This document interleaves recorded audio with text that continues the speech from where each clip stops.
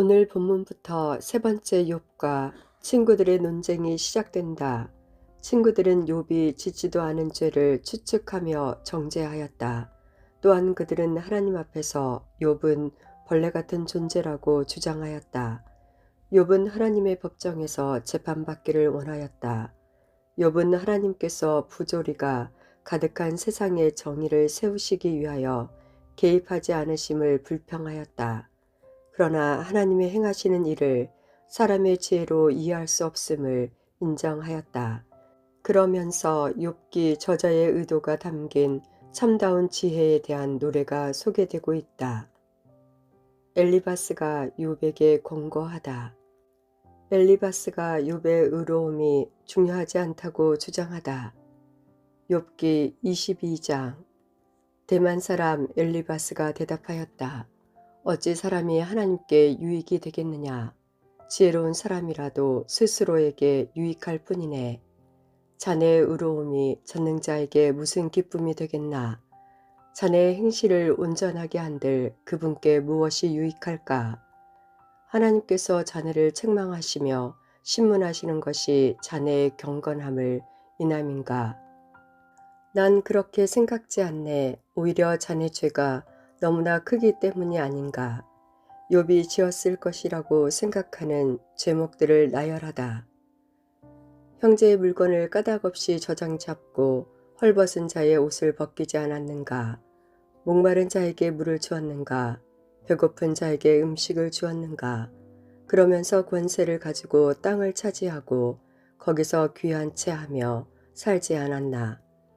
과부를 빈손으로 보내고 고아들을 학대하지 않았는가. 그러니 자네가 덫에 빠지고 공포에 휩싸이는 것이며 또한 어둠이 자네로 보지 못하게 하고 홍수가 자네를 덮치는 것이네. 하나님께서 모르시지 않고 다 아신다. 하나님께서 높은 하늘에 계시지 않은가. 보게 하늘의 별들이 얼마나 높은지. 자네는 말하길 하나님께서 무엇을 아실까. 짙은 구름이 덮였는데 그분이 판단하실 수 있을까. 구름이 가리기 때문에 그분이 보실 수 없고 그저 하늘을 지나다니실 뿐이다 라고 하는구나. 하나님을 무시하는 악인들은 멸망을 당한다. 자네도 악인들이 걷던 그 옛길을 걷고자 하는가. 그들은 때가 되기 전에 끊어졌고 그 터는 홍수에 쓸려버렸네. 그 악인들은 하나님께 우리를 내버려 두시오. 전능자가 우리를 위하여 무엇을 할 수 있겠소 라고 했다네. 하나님께서는 좋은 것으로 그들의 집을 채우셨건만 그들이 그런 생각을 하다니. 악인들이 형벌을 받을 때에 의인은 보고 기뻐하고 무죄한 자들은 조롱하며 말하네. 정말로 우리의 원수가 끊어지고 그들의 남은 것은 불타고 말았군. 엘리바스가 욥에게 회개를 권고하며 하나님과의 화해의 복을 열거하다. 이제 하나님께 굴복하고 회개하게나. 그러면 자네에게 복이 임할 걸세. 그분의 율법을 듣고 자네 마음에 그분의 훈계를 새겨 두길 바라네. 자네가 전능자에게 돌아가고 또 자네의 집에서 불의를 제하여 버리면 다시 흥할 것일세. 자네의 보물을 티끌로 여기고 오빌의 금을 냇가의 바위처럼 여기게나. 그러면 전능자께서 자네의 금과 은이 되실 것일세. 그때에는 자네가 전능하신 분 안에서 기뻐하며 자네 얼굴을 하나님께 들게 될 것이네. 자네가 기도할 때 하나님께서 들어주시고 자네가 서원한 것도 갚을 수 있을 걸세. 그러면 자네가 하는 일마다 형통하고 자네가 가는 길에 빛이 환히 비친다네. 자네가 낮아진 사람에게 높이 되라 라고 말한다면 그분께서 높여주실 것이네. 자네의 깨끗한 손으로 말미암아 죄인까지도 구원을 받을 걸세. 욥이 엘리바스에게 대답하는 대신에 독백을 하다. 욥이 하나님을 만나기 원하다. 욥기 23장. 그러자 욥이 대답했다. 오늘도 이렇게 처절하게 탄식할 수밖에 없다니. 내가 받는 이 고통에는 아랑곳 없이 하나님께서는 무거운 손으로 여전히 나를 억누르시구나. 내가 하나님을 만날 수 있는 곳을 알아 그곳으로 갈 수 있다면 내가 그분 앞에 나아가 내 무죄를 호소할 수 있고 또 나에게 대답하시는 그분의 말씀을 듣고 깨달을 수 있을 텐데 그분의 위엄으로 나를 물리치실까?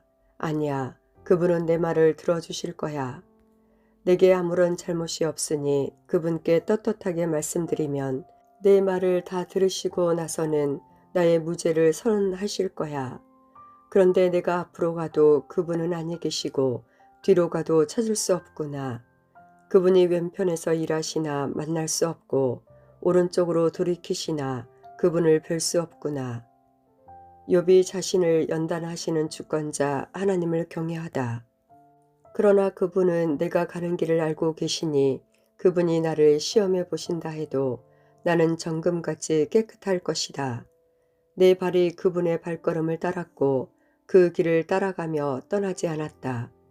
내가 그분의 입술의 명령을 어기지 않았고 그분의 입의 말씀을 내가 매일 먹는 음식보다 귀하게 여겼다. 그렇지만 그분은 뜻이 일정하시니 누가 그를 돌이킬 수 있을까? 그분은 자기 원하시는 일을 모두 행하신다.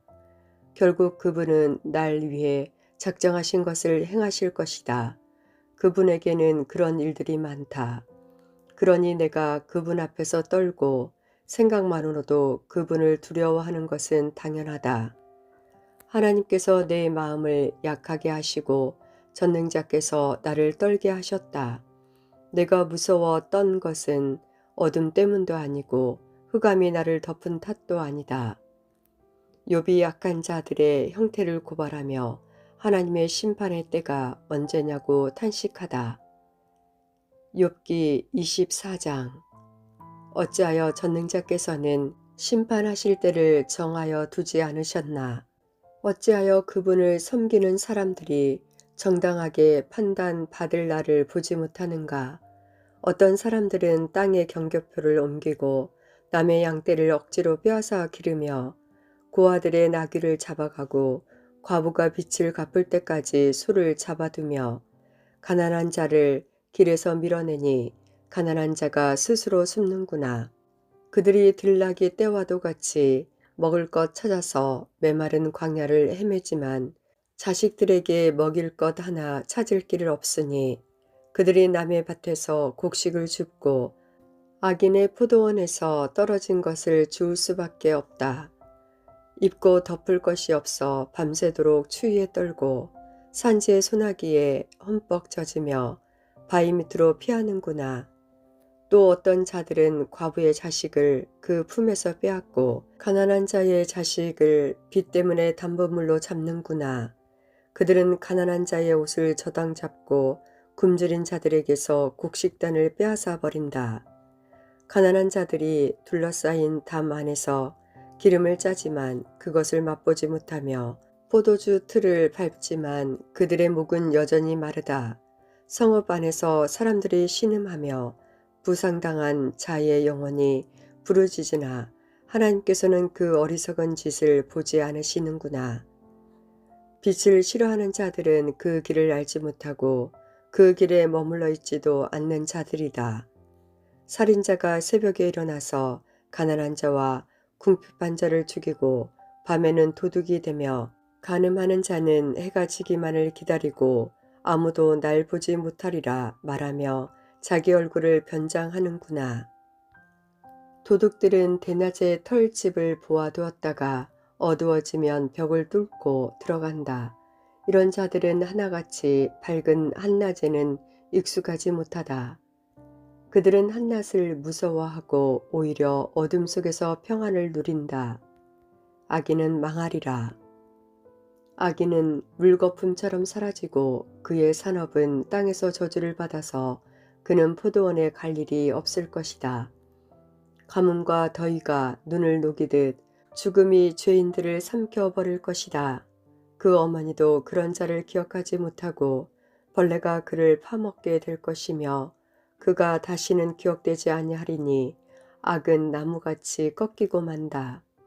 악인들은 자식이 없는 여인을 괴롭히고 과부도 불쌍히 여길 줄 모른다.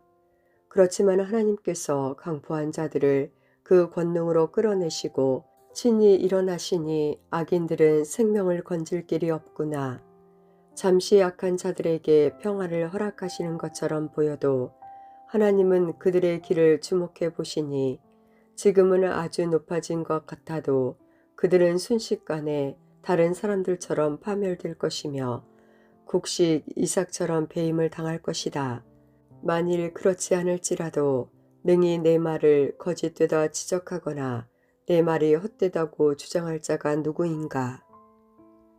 빌닷이 사람은 하나님 앞에서 더러운 존재라고 주장하다. 욥기 25장. 그러자 수앗 사람 빌닷이 대답했다. 권능과 위엄은 하나님께 있다네. 그분은 하늘 높은 곳에서 평화를 세우시지. 그분의 군대를 어찌 셀 수 있으며 그분의 빛을 받지 않는 자가 누구인가? 그러니 어찌 사람이 하나님 앞에서 의롭다고 하겠으며 여자에게서 태어난 사람이 어찌 깨끗하다고 하겠느냐?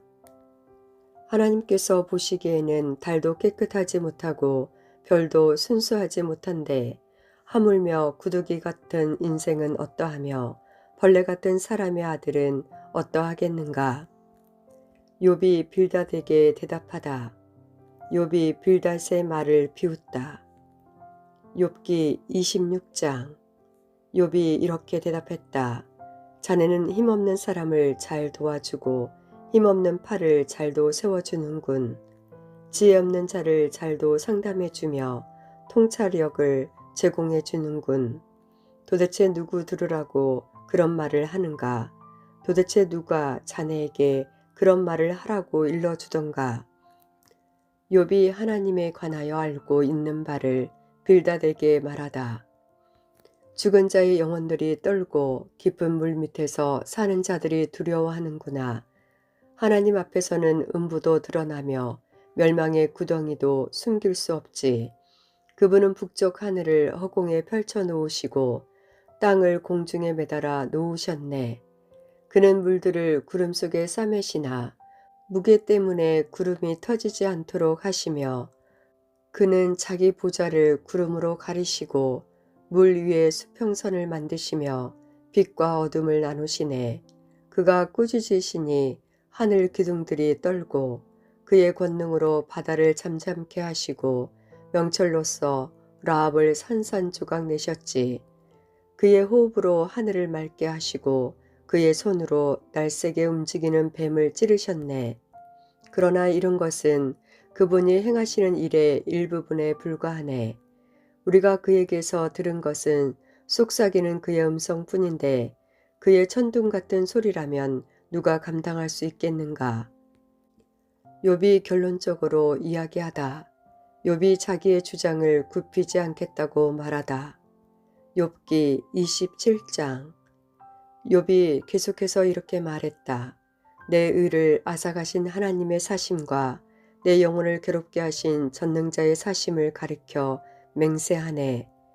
내게 생명이 있고 내 코에 하나님의 숨 기운이 있는 동안에는 내 입술이 결코 악을 말하지 아니하고 내 혀도 거짓을 말하지 않을 것이네. 나는 결코 자네들이 옳다고 인정할 수 없네. 내가 죽더라도 내가 옳다는 생각을 굽히지 않겠네.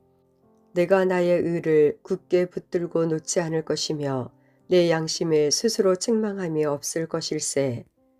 악인들은 반드시 멸망을 당하리라. 내 원수는 악인같이 나를 미워하는 자는 죄인같이 망하게 되기를 원하네. 하나님께서 경건하지 않은 자의 생명을 가져가실 때 그 자에게 무슨 소망이 있을까? 악인에게 재앙이 임할 때 하나님께서 그의 부르짖음을 들으실까? 그는 전능하신 분에게서 기쁨을 찾지도 않았고 하나님께 기도하지도 않았다네. 내가 자네들에게 하나님의 능력에 관해서 가르치고 전능하신 분의 뜻을 숨기지 않겠네. 자네들이 모두 보았으면서 어찌 이렇게 쓸데없는 말만 하는가? 악인이 하나님께 받는 벌이 무엇인가? 난폭한 자가 전능자께 받는 것이 무엇이겠나? 그 자손이 많다 해도 모두 칼에 죽고 굶주릴 것일세. 남는 자가 있다 해도 그들은 연병에 죽어 묻히고 그들의 아내조차도 그들의 죽음을 슬퍼하지 않을 것이네. 비록 악인이 은을 태산같이 의복을 산더미같이 쌓는다 해도 의인들이 그 옷을 입고 죄 없는 사람들이 그 은을 나눠 가질 것이네. 악인이 짓는 집은 거미줄같이 망가지기 쉽고 초막같이 보잘것없다네. 그가 부자로서 잠자리에 들었으나 다음 날 눈을 다시 떴을 때에는 이미 알거지가 되어 있다네. 공포가 홍수처럼 그를 덮치고 밤중에 폭풍이 그를 날려버렸지. 동풍이 악인을 휩쓸어 가고 그의 집에서 흔적도 없이 쓸어갈 것일세. 하나님께서 사정없이 그를 덮치실 것이니 악인이 제 아무리 몸부림쳐도 소용이 없네. 사람들은 그를 향해 손뼉치고 조롱하며 살던 곳에서 그를 쫓아버릴 것이네. 욥기 저자의 말, 지혜를 찾으라. 사람들은 귀한 것들을 찾아 소유한다. 욥기 28장. 은을 캐는 곳이 있고 금을 재련하는 곳이 있으며 철은 흙 속에서 캐내고 동은 돌에서 얻으며 사람들은 어둠을 헤쳐 캄캄한 곳에서 광석을 찾는다. 사람이 살지 않는 먼 곳에 갱도를 깊이 파고 그 속에서 혼자 줄에 매달려 이리저리 흔들리며 일을 한다. 지면에서는 식물이 나오지만 지하에는 용암이 들끓고 있다. 그 광석에는 청옥이 있고 사금도 있다. 그 지하의 길은 독수리도 알지 못하고 매도 본 적이 없다. 사자의 새끼들도 가본 적이 없고 사나운 사자도 지나가지 못하였다. 사람들은 돌산을 깨고 산의 뿌리까지 파헤치며 바위에 틈을 내고 그 사이에서 보물을 찾지 않는가. 사람은 댐을 만들어 물을 막고 물 바닥에 있는 것을 드러낸다. 지혜는 어디서 찾을 수 있는가? 그렇지만 지혜를 어디에서 찾으며 명철이 있는 곳은 어디인가? 사람이 그 가치를 알지 못하고 사람이 사는 땅에서는 찾을 수가 없다. 깊은 물이 말하길 여기에 없어 라고 하고 바다가 말하길 여기에도 없어 라고 한다. 지혜는 금을 주고도 얻을 수 없고 은을 달아주어도 살 수 없다. 지혜를 오빌의 금이나 호마노나 남보석으로 살 수 있겠는가? 황금이나 수정도 지혜의 가치에 비길 수 없고 정금 장식품도 그것을 대신할 수 없다. 지혜를 산호나 진주로 사겠는가? 홍보석 값으로 계산할 수 있겠는가? 구수에서 나는 황옥도 지혜보다 못하고 순금 역시 그러하다. 그런데 그런 지혜는 어디에서 나오며 총명이 있는 곳은 어디인가? 어떤 생물도 볼 수 없고 공중의 새조차 볼 수 없다.